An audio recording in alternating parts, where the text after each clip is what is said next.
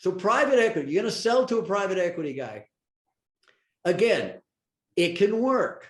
And I have my biases against private equity, but I'm trying to say it can work. 3 criteria. If your company is going to be a standalone, meaning it's not going to be part of another portfolio company of the private equity firm, meaning it's going to be consolidated in. Okay. So you got to be standalone. You're going to be the CEO and they need you. They absolutely need you. And you're key to the business. And the third one is you have equity participation, a potential buyout down the road, and you've got a management contract. If you get those 3 things, it can work. And let's talk about some examples. So Central Security was an alarm services company. This is Mark Wilson, terrific guy. I loved Mark. He took this thing from like 200,000 in revenue to 20 million. At 20 million, we were making 10 million in operating profit. Because in the alarm services business, the monitoring has an 85% gross profit margin. I mean, it's a great business. So Mark was fabulous. He had done this before. The buyer of this was a private equity buyer, Great Hill. They absolutely needed him. It was not going to be part of an existing portfolio company. He had a terrific equity opportunity. He got 2 bites of the apple because he had equity with our transaction. And I can't remember, I think he made maybe 5-7 million. And then he got another bite of the apple with the private equity guys. So they needed him. He had an equity participation, and it was not part of an existing portfolio company. So this is a home run. I mean, it worked for Mark, it worked for the employees, it worked for the private equity buyer. Okay, this one didn't quite work so well. Okay, and it didn't work because it violated the 3 rules. This was Yo Farm yogurt, great business. We bought it. It was 9 million in revenues. Really high quality. Had that thick European yogurt, and we had these little toppings on it. I don't know if you've ever seen those. We'd have granola, crunch, and you pop the top off and you mix it in with the yogurt. And Griff Dixie ran this, and Griff was a real pro. We loved Griff. Basically, grew it to 60 million and sold it to a private equity firm.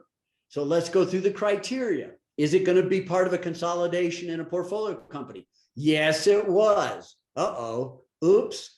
Because the minute you hear that, that means I don't need your CEO. I don't need your CFO. I'm going to consolidate. I'm going to cut costs. And there we are. I mean, forget the words they say. That's the reality. And in fact, that's why they can sometimes pay you a high price, because they have synergies. Well, when they have synergies and they pull those synergies out, that's fine if you want the highest price. But be aware that there's going to be some smushing going on with your people. And as we always say, you may not be able to be in the same church with your employees after some of these deals are done.